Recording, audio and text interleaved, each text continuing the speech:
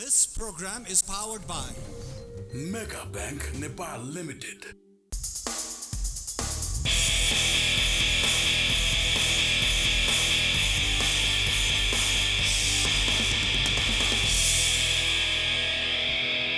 दर्शकबिन नमस्ते। प्राइम संवादमा यहाँलाई स्वागत छ। म कृष्ण मल्ल।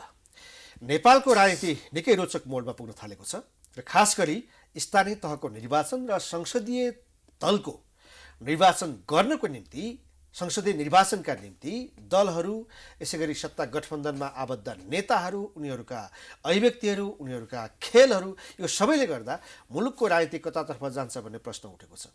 वैशाखमा निर्वाचन आयोगले स्थानीय तहको निर्वाचन गर्नको निम्ति सिफारिस गरिसकेको छ, तर सत्ता गठबन्धनमा आबद्ध दलहरूले भने स्थानीय तह सम्बन्धी ऐन संशोधन गरेर स्थानीय तहको निर्वाचन पर धकेल्ने र त्योभन्दा अगाडि संसदीय निर्वाचन गर्ने खेल खेलेको आभास हुन थालेको छ। वास्तवमा हाम्रो कानुनले के भन्छ, संविधानले के भन्छ? संवैधानिक रूपमा, कानुनी रूपमा निर्धारित समयमा चुनाव गर्नको निम्ति केही समस्या छ र कि राजनीतिक रूपमा देखेका जटिलताहरू कसरी फुकाउन सकिएला, यसमा पनि केन्द्रित हुन गइरहेका छौँ र यसको निम्ति वरिष्ठ अधिवक्ता, संविधानविद एवं संवैधानिक कानुन व्यवसाय मञ्चका अध्यक्ष दृश त्रिपाठी हामीसँग हुनुहुन्छ। स्वागत छ यहाँलाई। धन्यवाद। अब यो केही महिना यतादेखि लगातार छलफल छ, यो स्थानीय तहको निर्वाचन पहिला गर्ने कि संसदीय निर्वाचन पहिला गर्ने भन्ने दलहरूबीच विवाद थियो। हिजोबाट नयाँ के विकसित भयो भने सत्ता गठबन्धनमा आबद्ध दलहरू यो स्थानीय तह सम्बन्धी ऐन जो छ त्यसलाई संशोधन गर्ने र वैशाखमा गर्ने हाम्रो स्थानीय चुनावलाई पर धकेल्ने उहाँहरू लाग्नु भएको छ। यो खबर यहाँले पनि थाहा पाउनु भएको छ। झट्ट हेर्दा यो प्र्याक्टिस यहाँलाई कस्तो लाग्यो? होइन, त्यो त्यसरी मिल्दैन, किनभने संविधानले एउटा आवधिक निर्वाचनको व्यवस्था गरेको छ। बालिग मताधिकार र आवधिक निर्वाचन लोकतन्त्रको मुटु र आत्मा हो, heart and soul of the constitution हो, heart and soul of democracy हो। र यो निर्वाचन गराउने कुरा यो कुनै पनि राजनीतिक दलको या सरकारको इच्छामा निर्भर गर्दैन। त्यो संविधानले नै त्यसलाई डिक्टेट गरेको छ र एउटा अवधि पुगेपछि, त्यसको एक्सपायर भएपछि निर्वाचन गराउनु पर्ने संवैधानिक बाध्यता छ र लोकतान्त्रिक बाध्यता पनि छ। र लोकतन्त्रका आधारभूत मूल्य र मान्यता र संविधानका आधारभूत मूल्य र मान्यताबाट पर जान मिल्दैन। कुनै पनि राजनीतिक दलले होस् या सरकार होस्, सरकारमा भएका दलहरूको आधारभूत कर्तव्य के हो भने संविधानलाई जस्ताको तस्तै कार्यान्वयन गर्नु हो। संविधानको लेटर एन्ड स्पिरिट चाहिँ फुल्ली इम्प्लिमेन्टेड हुनु पर्यो। त्यस निम्ति के हो भने अब अहिले 5 वर्ष जस्तो भन्नुहोस् न, अहिले एउटा तर्क के अगाडि सारियो भने संविधानको धारा 225लाई टेक्न खोजिँदैछ, तर वास्तवमा संविधानको धारा 225ले स्थानीय सरकारको अवधि नाघेको 6 महिना पछि चुनाव गराउने चाहिँ भन्या होइन। त्यो चाहिँ एउटा संविधानले अलिकति 6 महिनाभित्र, तर 6 महिना बित्न लागेपछि चुनाव गराउने चाहिँ त्यसको मकसद त्यो होइन। त्यो चाहिँ वास्तवमा के हो भने स्लाइटली त्यो फ्लेक्सिबिलिटी दिएको छ। एउटा फेमस किताब छ, how not to read the constitution, संविधानले कसरी पढ्न हुँदैन। त्यस कारण त्यो संविधानको धारा 225लाई एउटा आइसोलेसनमा त्यसलाई हेर्न मिल्दैन। संविधानको समग्रतामा, संविधानको इन्टायर फेब्रिकमा त्यसको चाहिँ व्याख्या गरिनुपर्छ। संविधानको इन्टायर संरचना के हो भने राज्यका सबै तहहरूको जति पनि निर्वाचित तहहरू छन्, चाहे त्यो केन्द्रीय सरकार होस्, चाहे त्यो प्रान्तीय होस्, चाहे स्थानीय होस्, सबैको कार्यकाल चाहिँ 5 वर्ष तोकेको छ। स्थानीय सरकारको पनि कार्यकाल 5 वर्ष तोकेको छ। र अब बरु चाहिँ सङ्घीय सरकारमा, प्रान्तीय सरकारमा केही समयको लागि एउटा काम चलाउ केयरटेकर गभर्मेन्ट पनि हुन सक्ने बन्दोबस्त छ। तर स्थानीय तहको बारेमा, स्थानीय सरकारको बारेमा त्यस्तो कुनै संविधानको परिकल्पना छैन। अर्थात् के छ भने जेठ 5 गतेपछि मुलुक चाहिँ स्थानीय सरकार विहीन हुन्छ।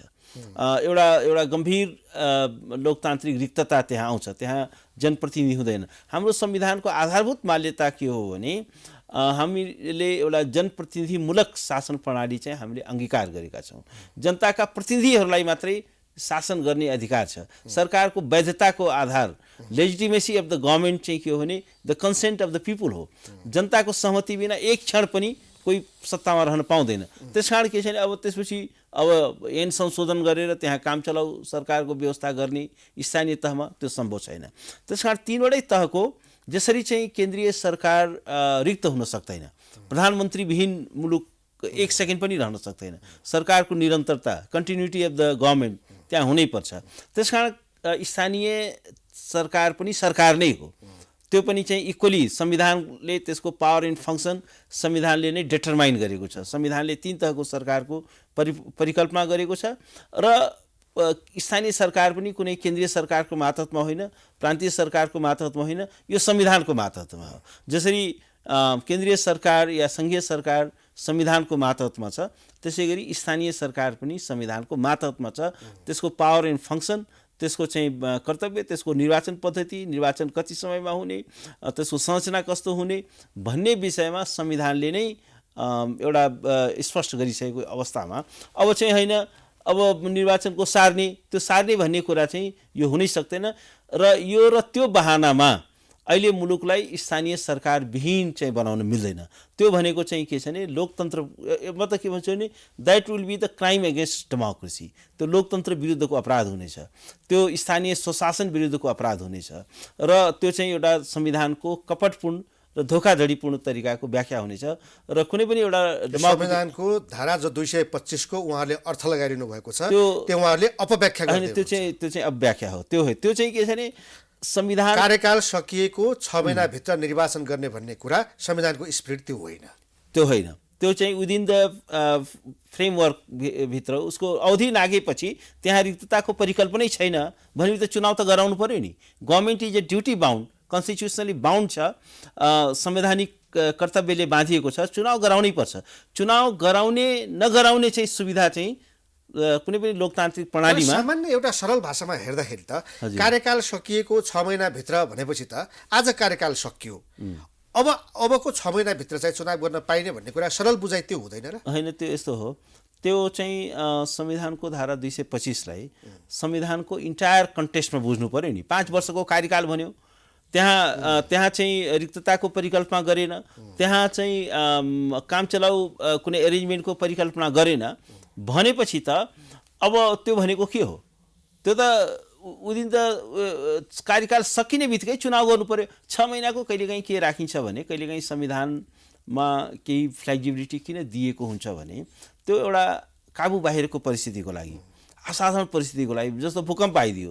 अब अहिले कोरोना महामारी नै मानिलिनुहोस् दिनको 1000, 2000, 5000 लास हरेक दिन निस्किन थाल्यो भने हो, त्यस्तो परिस्थितिको लागि हो। तर हेर्नुहोस् अहिले निर्वाचन त हरेक लोकतान्त्रिक मुलुकमा यो कोरोनाको महामारीको बिचमा पनि निर्वाचनहरू भइरहेका छन् नि। अमेरिकामा निर्वाचन भयो, भारतमा निर्वाचन भयो। भारतमा यत्रो अहिले मान्छेहरू दिनको लाखौँ लाख मान्छे सक्रिय छन्, तर अहिले चुनावको तयारी भइरहेको छ। भन्दाखेरि के हो भने लोकतन्त्रलाई स्थगित गर्न मिल्दैन। लोकतन्त्र र जनप्रतिनिधिमूलक शासन प्रणाली हाम्रो संविधानको मुटु र आत्मा हो। कुनै पनि संविधानको लोकतान्त्रिक संविधानको त्यो मुटु र आत्मा हुन्छ। त्यसकारण के हो भने अब अहिले यस किसिमको जुन तर्कहरू सारिएको छ त्यो तर्क चाहिँ एउटा भ्यालिड लजिकहरू होइन। त्यो भनेको चाहिँ के हो भने यो चाहिँ के हो भने जस्तो 20औं वर्षसम्म नेपालमा स्थानीय सरकार चाहिँ रिक्त रह्यो भएन, त्यसको कटु अनुभवबाट हामी गुज्रेका छौँ। र यसकारण के हो भने संविधानले त्यो रिक्तताको परिकल्पनै गरेन। अहिलेको जुन संवैधानिक प्रणालीमा हामी छौँ त्यहाँ चाहिँ स्थानीय सरकारको रिक्तताको कहीँ कतै परिकल्पना गरिएको छैन।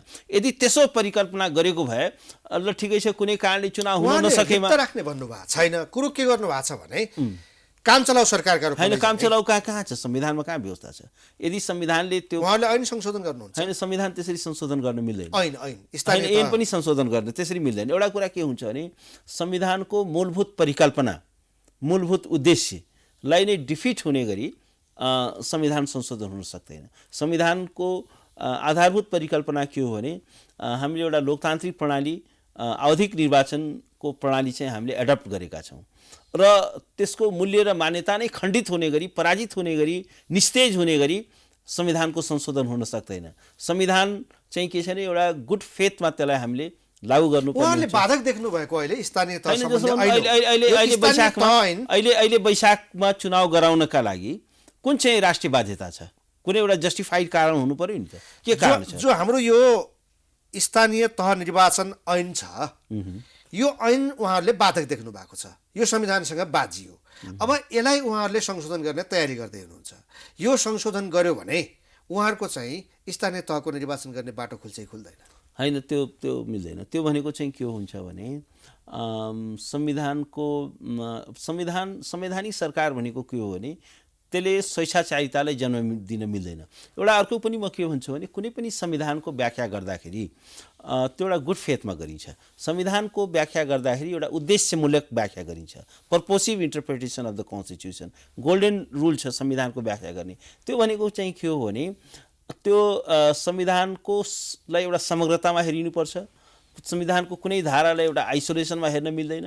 र अर्को कुरा के छ भने त्यसको एब्सर्ड मिनिङ चाहिँ निकाल्नु हुँदैन।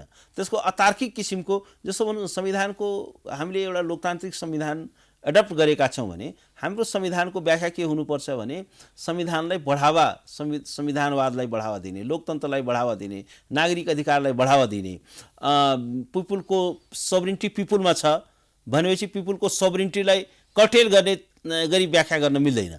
सोभरिन्टी किन प्रस्तावनै भन्यो नि, वी द पिपुल, हामी नागरिकहरू, हामी नेपालीहरू सोर्स अफ द पावर हो नि। हाम्रो सहमति बिना हामीमाथि कसैले शासन गर्न पाउँदैन। हाम्रो भोट बिना कसैले शासन गर्न पाउँदैन।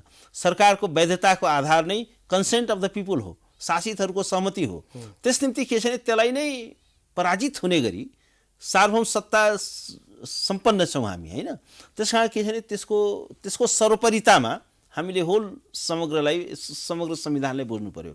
संविधानको लाइट हाउस चाहिँ के छ भने संविधानको प्रस्तावना हो, त्यसको चाहिँ प्रकाश चाहिँ स्तम्भ त्यो हो। त्यसमा चाहिँ त्यसको कोर भ्यालु भनेको sovereignty of the people, rule of ल, डेमोक्रेटिक प्रणाली, बहुलवाद, बहुदलीय प्रतिस्पर्धा, यो चाहिँ संविधानको एउटा कोर भ्यालुलाई चाहिँ संविधानको प्रस्तावनामा चाहिँ इन्क्याप्सुल गरिएको छ, लिपिबद्ध गरिएको छ।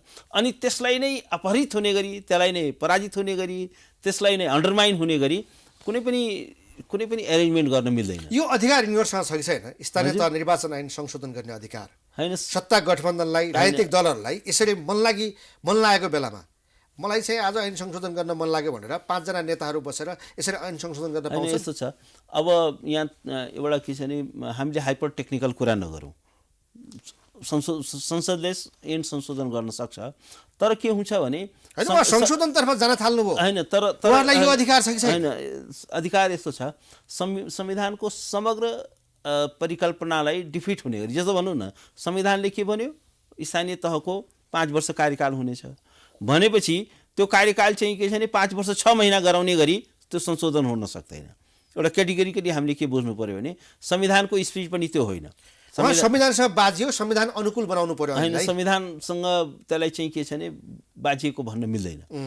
त्यसलाई चाहिँ के संशोधन गर्न जरुरी छैन। त्यो संशोधन गर्न जरुरी नै छैन। त्यो के हो भने 2 महिना भनेको चाहिँ के हो भने अवधि, त्यसको प्रक्रिया त अगाडिदेखि सुरु हुन्छ नि त। आखिर त्यो 5 वर्ष चाहिँ ननागोस् भन्ने चाहिँ ऐनको मकसद हो, होइन?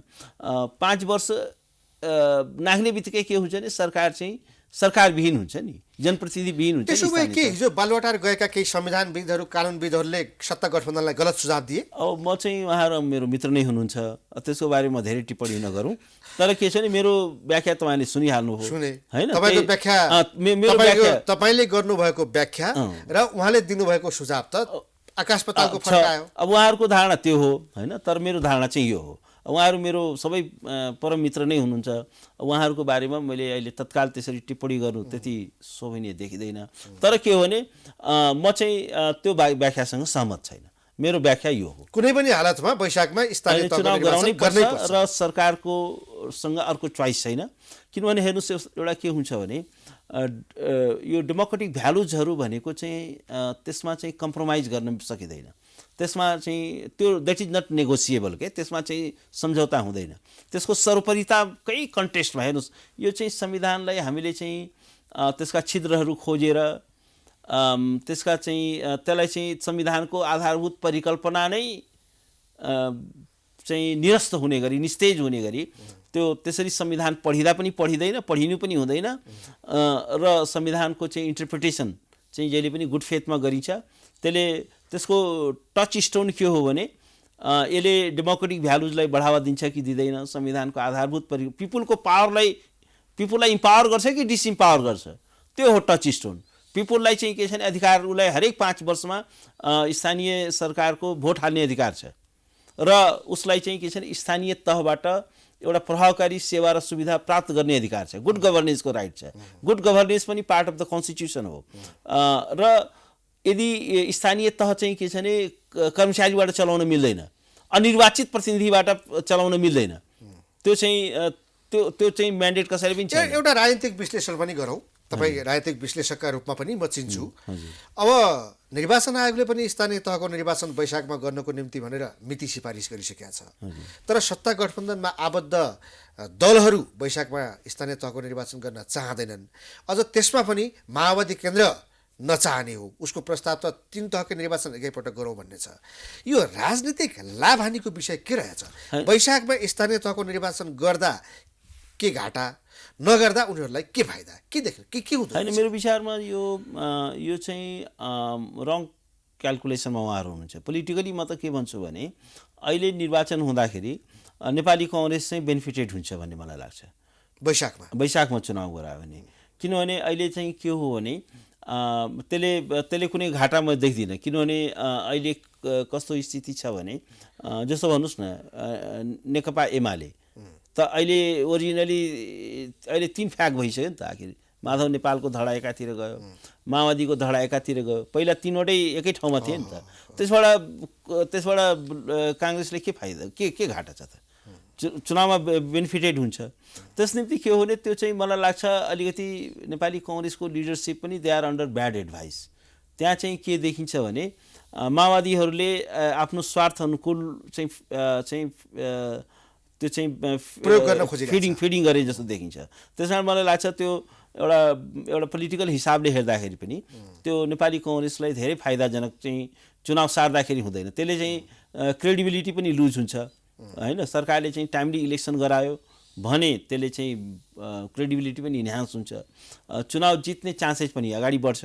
फेरि यो चुनाव सार्ने बित्तिकै के हुन्छ भने फेरि अनेक खेलहरू हुन थाल्छ। यहाँ त कस्तो हामी माओवादी जस रङ गेममा लागेको छ। एक्ज्याक्टली, त्यो चाहिँ यो माओइस्टहरूको स्ट्राटेजीमा डेमोक्रेटिक फोर्स चाहिँ लाग्नु हुँदैन भन्ने यो सबै माओवादीको स्ट्राटेजी हो। किनभने उनीहरू अहिले गेन गर्ने अवस्थामा छैनन्।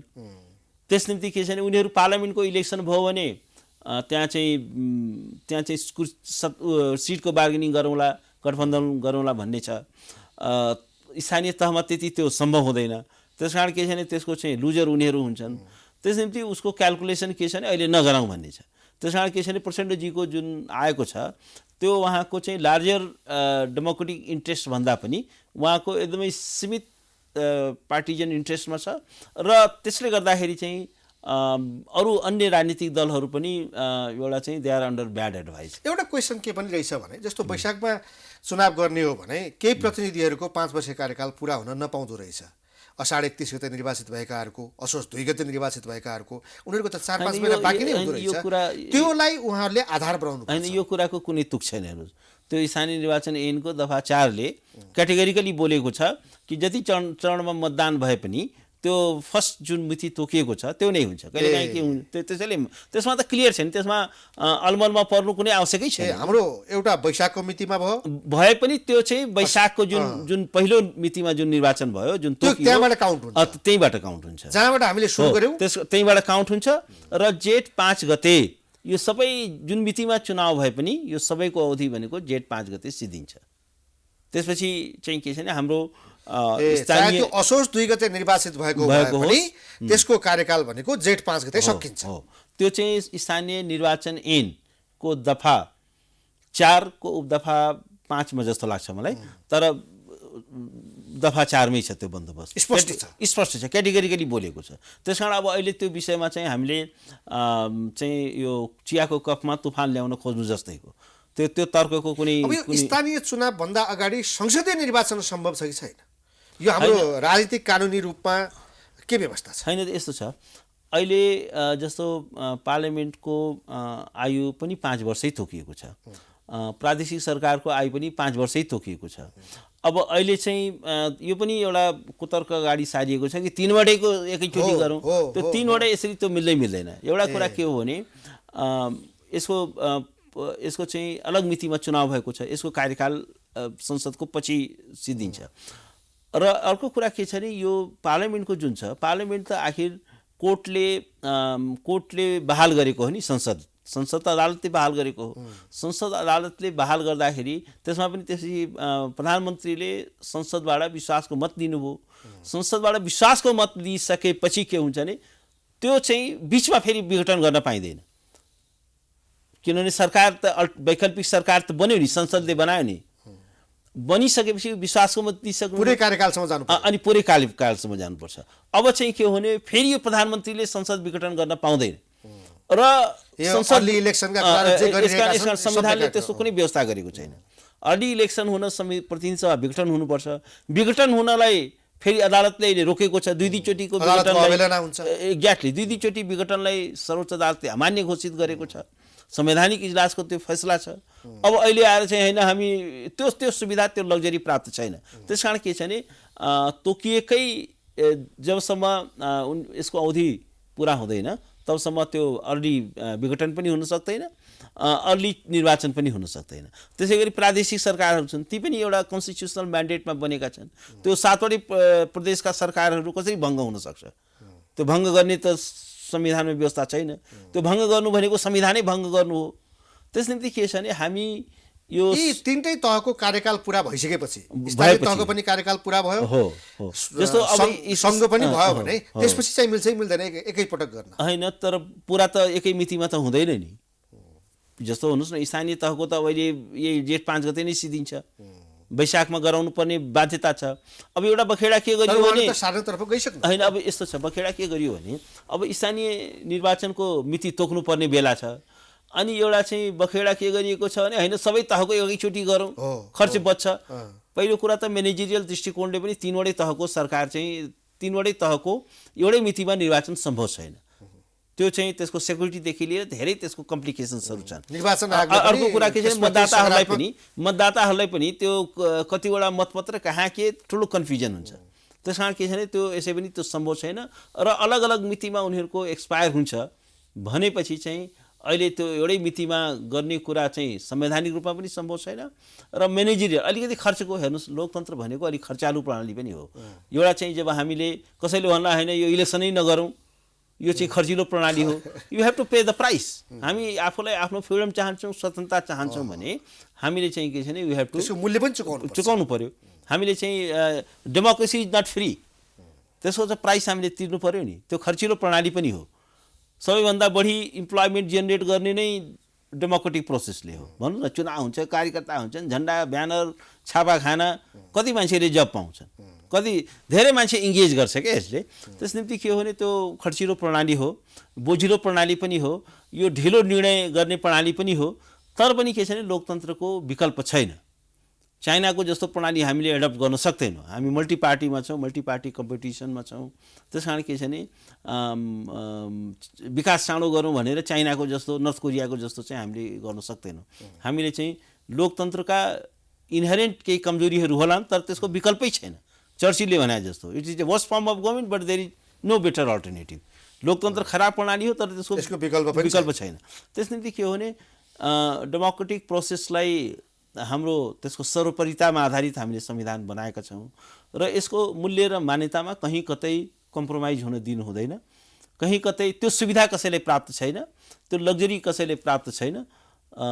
त्यस कारण के हो भने अहिले इलेक्सन स्थगित गर्न खोज्नु भनेको त्यो चाहिँ एउटा विचलन हो, संवैधानिक विचलन हुनेछ। अब यो दृष्टिकोण त यहाँले दिनुभयो, थुप्रैको यो आउला, तैपनि उहाँहरूको तयारी अब त्यो हिसाबमा अगाडि बढ्ने छ, उहाँहरूको आफ्नै तयारी भयो संशोधन गरेर अगाडि बढ्ने, यसले ल्याउन सक्ने जटिलताहरू के देख्नुहुन्छ? होइन, मेरो विचारमा त्यसले एउटा गम्भीर राजनीतिक दुष्परिणाम पनि जन्माउँछ।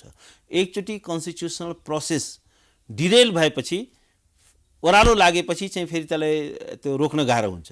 यो बिना ब्रेकको साइकल चाहिँ के छ भने ओह्रालोमा कहाँ गएर ठोकिन्छ भन्न सकिँदैन। त्यस निम्ति के छ भने यो कन्स्टिट्युसनल प्रोसेस भनेको के छ भने एकचोटि ओह्रालो लागिसकेपछि यो बडो गाह्रो हुन्छ। त्यसपछि हेर्नुहोस्, अब चुनाव कहिले गराउने स्थानीय तहको भन्ने कुरा, त्यसपछि फेरि बर्खा सुरु हुन्छ, दसैँ तिहार सारा हुन्छ, त्यसपछि हिउँदमा हुन सक्दैन, त्यसपछि फेरि संसदको चुनाव गराउने भन्ने कुरा हुन्छ, त्यसपछि निर्वाचन कहिले गराउने भन्ने कुरा हुन्छ। त्यसकारण जटिलताहरू थपिँदै के जान्छ। भयो भने सत्ता गठबन्धन जो र यसले अदालतको गम्भीर- आदेशबाट आएको हो हजुर। उहाँहरू आफूलाई यो संविधानको रक्षक ठान्नुहुन्छ। हो। केपी ओलीले यो संविधान चाहिँ ध्वस्तै पारे, उनले संसद विघटन गरे, संविधानको विरुद्धमा गए, संविधानको कार्यान्वयन गरेनन्। यसकारण यो संविधानको यो गणतन्त्रको रक्षा गर्न हामी अगाडि बढेका हौँ भनेर यो सत्ता गठबन्धन त्यही हिसाबमा यसको संरचना पनि बन्यो र कामहरू पनि त्यसरी गरे। अब अहिले हामीले यसो कुराकानी गर्दै जाँदाखेरि त यो संविधान प्रतिकूल हुने गरी उहाँहरू काम गर्न थाल्नुभयो भनेपछि हामीले के भन्ने सत्ता गठबन्धन पनि अब संविधानको रक्षा गर्ने हिसाबमा होइन संविधानलाई ध्वस्त पार्ने दिशातर्फ त्यसमा लाग्यो म उहाँलाई के सुझाव दिन चाहन्छु भने यो धेरै ठुलो नेसनल एफोर्टपछि यो त्यसै सरकार बनेको छैन नि, त्यसै पार्लियामेन्ट स्टेट भएको छैन नि, सारा लिगल कम्युनिटी लागेको छ, राष्ट्र लागेको छ, सारा मुलुकको लोकतान्त्रिक जनमत चाहिँ के छ भने को प्रेसरबाट यो बनेको छ। अदालतले आदेश जारी गर्नु परेको छ, दुईचोटि प्रतिनिधि सभा विघटन भएकोलाई बदर गर्यो र वास्तवमा के छ भने यो पार्लियामेन्टको जुन गठित थियो त्यसमा त अल्टरनेटिभ गभर्मेन्ट बन्न सक्ने सम्भावनै थिएन साँच्चीकै भन्यो भने। यो त के छ भने ओलीजीको फासिस्ट प्रवृत्तिले गर्दाखेरि, अनडेमोक्रेटिक प्रवृत्तिले गर्दाखेरि उहाँले चाहिँ आफ्नो आन्तरिक मतभेदलाई व्यवस्थापन गर्ने कौशल प्रदर्शित गर्न नसक्दाखेरि नै यो त्यसको बेनिफिसियरी भएका हुन्। त्यस निम्ति एउटा कुरा यो कन्स्टिट्युसनल को जुन डिरेलमेन्टको बाटो थियो त्यसलाई एउटा ट्र्याकमा ल्याउनलाई यत्रो डेमोक्रेटिक म्यान्डेट एउटा के छ भने चुनावमा सिटको कुरो छैन। कहिलेकाहीँ के हुन्छ भने नेसनको डेमोक्रेटिक ओभरवेल्मिङ डेमोक्रेटिक म्यान्डेट नैतिक चेतना यो सरकारको पक्षमा थियो, त्यस कारण यो ठुलो विश्वास थियो। अब त्यसलाई चाहिँ त्यो विश्वासको रक्षा यो सरकारले गर्न सक्नुपर्छ, यो गठबन्धनले गर्न सक्नुपर्छ। तर यिनीहरूबाटै संविधान असुरक्षित देखियो नि। अब मन लागेको बेलामा ऐन संशोधन गर्ने, संविधानको अपव्याख्या गर्ने, तपाईँको व्याख्या अनुसार त त्यो देखियो। एक्ज्याक्टली त्यो गर्न मिल्दैन, गर्नु पनि हुँदैन। र मलाई के लाग्छ भने उहाँहरूमा चाहिँ एउटा सेन्स चाहिँ प्रिभेल गरोस् भन्ने म कामना गर्दछु, शुभकामना दिन चाहन्छु। सेन्स प्रिभेल गरोस्, तपाईँहरू आफ्नो चाहिँ एउटा सुविधाअनुसार संविधानको अपव्याख्या नगर्नुहोस्। संविधान भनेको एउटा म्यान्डेटरी डकुमेन्ट हो, भिजनरी डकुमेन्ट हो, यसलाई चाहिँ तोडमरोड नगरौँ। जुन बेसिक डेमोक्रेटिक म्यान्डेट हो तपाईँहरूको चाहिँ क्रेडिबिलिटी त्यसैमा छ, तपाईँको राजनीतिक भविष्य त्यसैमा छ।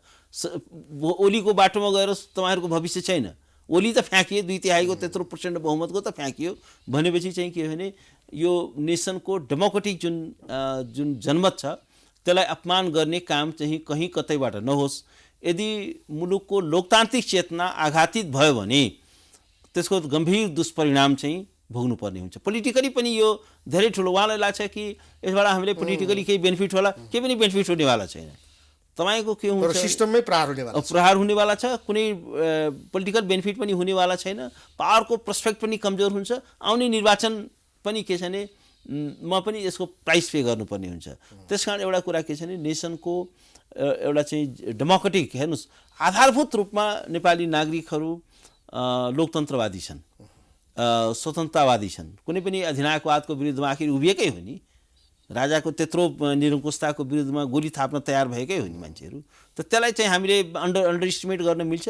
ओलीजीले अलिकति दायाँ बायाँ गर्न खोज्नुभयो, उहाँलाई चाहिँ बाटो देखाइदियो होइन भन्दाखेरि के हो भने प्रचण्डजीले अलिकति दायाँ बायाँ उहाँले बाटो देखाइदियो, ज्ञानेनले अलिक दायाँ बायाँ गर्न खोजे उहाँले बाटो देखाइदियो। त्यस कारण के हो भने राजनीतिमा क्षणजीवी हुनु भएन, एउटा चाहिँ लङ टर्म, एक्ज्याक्टली त्यसको लङ टर्म चाहिँ भिजन हुनु पर्यो र राष्ट्रको चाहिँ विवेकलाई चाहिँ अपमानित गर्ने काम कहीँ कतैबाट हुनु हुँदैन।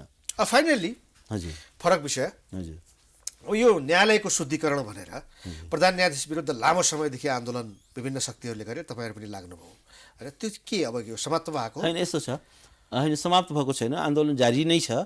र एउटा कुरा के हो भने आन्दोलनले केही महान ऐतिहासिक उपलब्धि पनि हासिल गर्यो। खास साँच्चीकै भन्यो भने जस्तो अहिले न्यायपालिकामा गोला प्रथा लागू हो, सुप्रिम कोर्टदेखि तल डिस्ट्रिक्ट कोर्टसम्म। अब एउटा कुरा के हो भने न्यायको जुन सेटिङ हुँदै थियो नि, पहिलेदेखि म्याच फिक्सिङ हुन्थ्यो नि, यो न्यायाधीश यो मुद्दा यो न्यायाधीश कहाँ पार्ने, चिफ जस्टिसको हात हुन्थ्यो, मुख्य न्यायाधीश देशभरिको सुधार। यसले एउटा चाहिँ के छ भने अब प्रधान न्यायाधीशको राजीनामा नआए पनि अदालतमा काम गर्ने प्रक्रियाहरूमा थुप्रै सुधार, ठुलो सुधार भयो। अर्को कुरा के हो भने चुनिल शमशेर राणाजी आखिर उहाँ त अहिले टेक्निकली अति प्राविधिक रूपमा मात्रै उहाँ प्रधान न्यायाधीश हुनुहुन्छ, तर उहाँलाई चाहिँ के छैन, अब न्यायपालिकाले चिन्दैन, किनभने कुनै पनि न्यायाधीश उहाँसँग बेन्च सेयर गर्न तयार छैन। उहाँ चाहिँ इजलासमा बस्न पाउनुभएको छैन। उहाँले हिजोसम्म त उहाँलाई कजलिस तोक्ने पावर थियो नि, आज उहाँले कजलिस तोक्न पाउनुभएको छैन। आज उहाँ आफैले गोला पनि तान्न पाउनुभएको छैन र मुद्दाको सुनवाई पनि गर्न पाउनुभएको छैन। उहाँले फुल कोर्टको बैठकमा उहाँले बस्न पाउनुभएको छैन, उहाँले कसैले बोलाउँदैन र त्यसपछि न्याय परिषदको बैठक उहाँले बोलाउन सकिरहनु भएको छैन, न्याय सेवा आयोगको बैठक बोलाउन सकिरहनु भएको छैन। भन्दाखेरि के हो भने अब के बाँकी छ त? उहाँ त खालि अति प्राविधिक रूपमा उहाँको साइनबोर्ड मात्रै छ त्यहाँ। उहाँले राजीनामा दिनु नदिनुको अर्थ छैन। उहाँ चाहिँ के हो भने जस्तो एउटा मिलिट्रीको भाषामा के भन्छ भने डिमोबिलाइज एन्ड डिसआर्म भन्छ के, अर्थात् उहाँको चाहिँ सबै शक्ति खोसिसक्यो, डिमोबिलाइज भइसक्नु हो, डिसआर्म, उहाँको शक्ति पावर केही पनि छैन, उहाँ केही पनि गर्नै सक्नुहुन्न। तर अब यो निर्लज्जताको एउटा पराकाष्ठा हो। म त सोच्न पनि सक्दिनँ कि मान्छे यतिसम्म पनि निर्लज्ज हुन सक्छ। यत्रो हुँदा पनि उहाँ चाहिँ के छ भने पदमा टेक्निकली उहाँ चाहिँ पदमा टाँसिरहनु भएको छ। अब बार एसोसिएसनले गर्ने यति मात्रै थियो, किनभने अब दलहरूले चाहिँ चासो दिएनन् है। त्यसमा बारले गर्ने भनेको एउटा नैतिक ऊर्जा हो नि, नैतिक दबाब दिने हो नि, नैतिक रूपमा चाहिँ बाध्य बनाउने हो नि। अब बारले गर्नुपर्ने उपलब्धि जुन हो त्यो गरिसक्यो। अब खालि के छ टेक्निकली उहाँलाई हटाउनलाई त अब टेक्निकली त राजनीतिक दलले पार्लिमेन्टमै महाभियोग ल्याउनु पर्यो। अब महाभियोग चाहिँ के छ भने राजनीतिक दलहरूले त्यो राजनीतिक इच्छा शक्ति देखाउन सकेका छैन। तर मलाई के लाग्छ भने राजनीतिक दलहरूले त्यो आफ्नो संवैधानिक दायित्व र भूमिका चाहिँ निर्वाह नगरेकै हो। आज एउटा स्टेटको एउटा इन्स्टिट्युसन चाहिँ पुरा डिफङ्क्ट बनाउने काम हो। आखिर यो न्याय परिषदको बैठक बस्न नसकेको कारणले न्यायाधीश नियुक्त हुन सकिरहेको छैन, न्यायाधीशको पदहरू खाली छ। त्यस कारण के छ भने आखिर चोलेन शमशेर राणालाई त अदालतले स्वीकार गर्दैन, कुनै वकिलले उहाँको बेन्चमा बहस गर्दैन। टेक्निकली उहाँलाई राखिराख्नु र त्यसको लागि राजनीतिक दलहरूले एउटा मौन भएर बस्नु, त्यो चाहिँ त्यसलाई चाहिँ हामीले शोभनीय भन्न मिल्दैन। हस्, हुन्छ, धेरै धन्यवाद। Thank you so much, thank you so much. दर्शकबिन, प्राइम संवादमा हामीसँग वरिष्ठ अधिवक्ता, संविधानविद एवं संवैधानिक कानुन व्यवसाय मञ्चका अध्यक्ष दिनेश त्रिपाठी हुनुहुन्थ्यो। उहाँसँगको कुराकानी सकिन्छ। हामी सबैलाई बिदा दिनुहोस्। नमस्ते।